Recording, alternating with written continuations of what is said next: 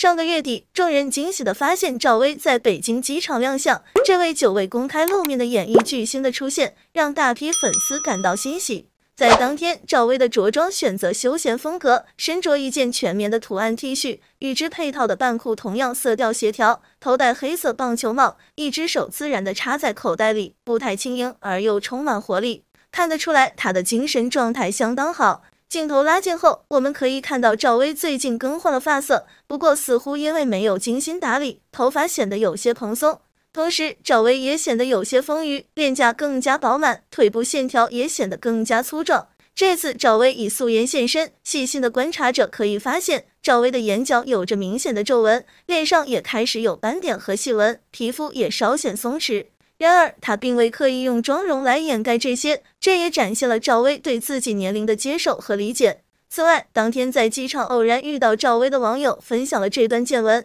他们发现赵薇看起来有些紧张，甚至直言在众多人的包围中感到有些尴尬。这可能表明赵薇在离开娱乐圈一段时间后，已经习惯了宁静自由的生活，突然被众人拍照，会让她感到不适。尽管如此，赵薇依然热情地为粉丝签名。在这个过程中，我们也注意到她手臂上的淤青，这让人纷纷猜测是否是之前受伤的原因。今年3月，赵薇也曾在机场被媒体捕捉到，那时她的穿着更为低调，相比起现在的状态，那时的赵薇似乎更为紧张。当意识到被路人认出后，甚至刻意的低下帽檐，眼神也显得闪躲，这就更加证明了她已经不太适应镜头的追逐。凭借小燕子一脚走上了人生巅峰的赵薇，却为何落得被封杀的下场？究其原因，终究是活该。2021年的时候，赵薇因为偷税漏税被封杀，迄今为止已经有2年的时间，2年从未出现在公众场合，也让很多人都把赵薇给淡忘了。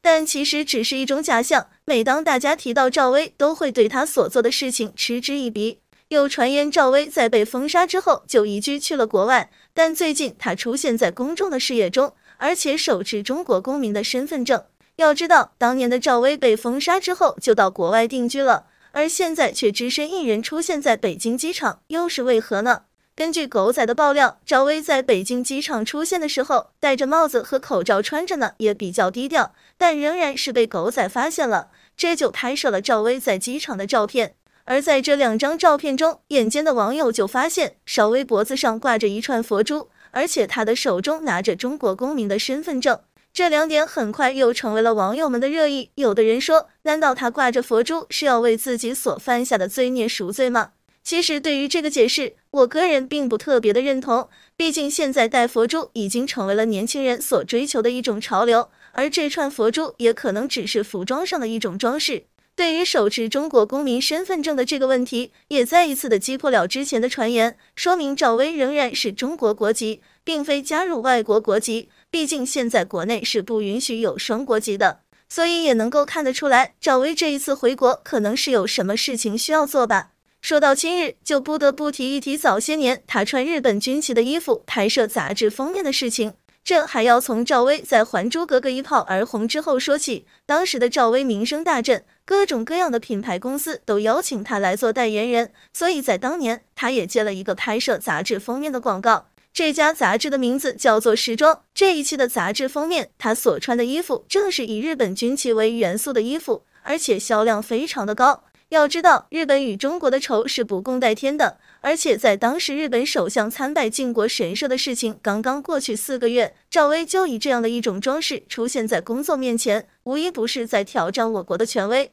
之所以这件事情没有很快的发酵起来，也正是因为当时的网络科技不够发达。如果这件事情放到现在的话，可能赵薇立马就会被封杀，就不会存在之后的事业。当时事情的解决方式是经纪人发布了一个简短的声明，声称这个衣服是美国人设计的，而赵薇也是受害者，并非知情人士。到最后这件事情也就不了了之。但是对于我国先烈们来说，这种错误是不值得被原谅的，而他的这种亲日行为也理应受到惩罚。时至今日，他能够有今天的下场，也是罪有应得了。除了亲日之外，赵薇更是将自己的粉丝置于不仁不义之地。在刚刚开始出道的时候，赵薇作为一名新人演员，迅速的爆红爆紫，很快也又出演了《情深深雨蒙蒙》等各种经典好剧。身价迅速上升的赵薇，在当时的娱乐圈相当有名气，前期的她也完成了原始的资本积累，为了能够有更多的收入和投资，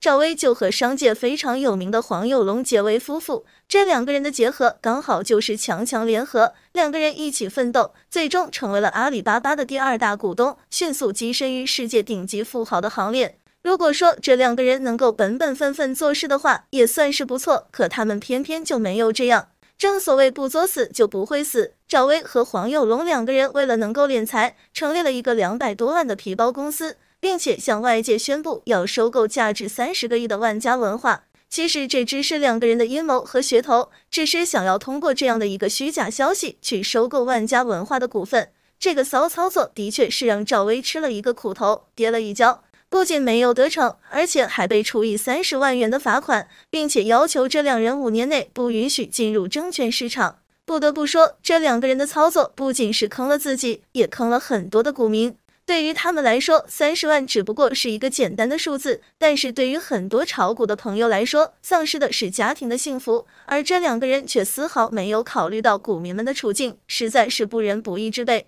可能很多人对赵薇的认知还停留在她所出演的一些节目上，以及公司给她立的人设上。至于赵薇到底是一个什么样的人，可能大家都没有办法了解。其实，在一档综艺节目上，赵薇也不小心地说漏过自己的糗事。他半开玩笑地说自己杀过人，而对于杀人这样一个非常严肃的事件，其实是很容易引起人关注的。而他的杀人到底是什么呢？这还要从当时的杂志《时装》说起。当时的杂志有一个总策划，赵薇和他的关系非常的好，而且两个人还合伙开了一个酒吧。但是因为经营不善，很快就倒闭了，这也成为了两姐妹翻脸的根本原因。对于这件事情，总策划邹雪非常的生气，他认为是赵薇的原因才导致酒吧倒闭，所以就玩起了失踪，想要让赵薇找到自己，并且道歉。事实上，赵薇也确实找到了邹雪，但是邹雪等来的并不是道歉，而是司机的一顿拳打脚踢。要知道，当时的邹雪已经怀有身孕，非常不幸的是，在这一顿暴打之下，邹雪也失去了自己的孩子。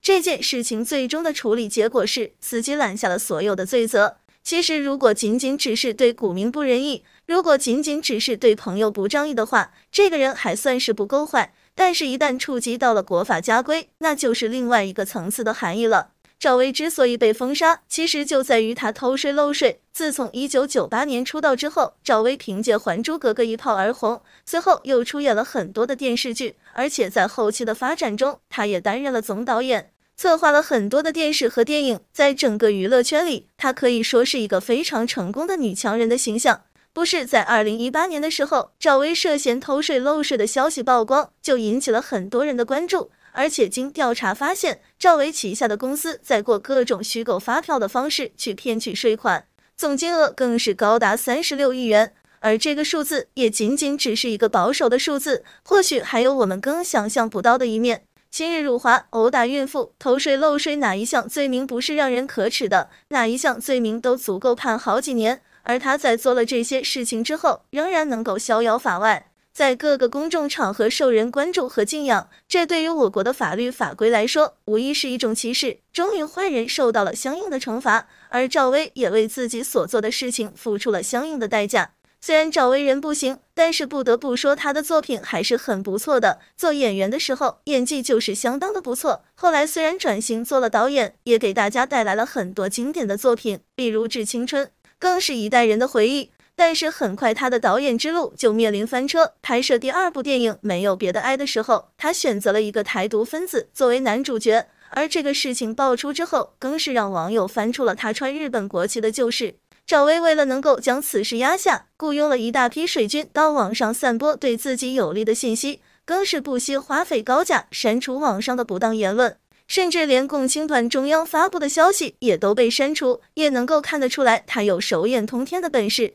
随后，关于这个电影的拍摄也消停了一段时间，再次出现在大家视野的是，终究还是更换了男主演。不过，很多网友认为，即便更换了主演，也无法抹除支持台独的经历。现如今，在各大媒体网站上都无法搜寻到跟赵薇有关的信息，而她所饰演的那些电视剧也全部都被下架。虽然这个人确实是不怎么样，但是之前的作品也算得上是经典，毕竟像之前的那些影视作品也算得上是大家的青春回忆了，时不时翻出来缅怀一下，也是对自己青春的一种留恋。但是从家国情怀来说，一切侵犯我们国家利益的行为都不值得原谅，在国家大义面前，个人的利益以及偶像情怀都应该放一放。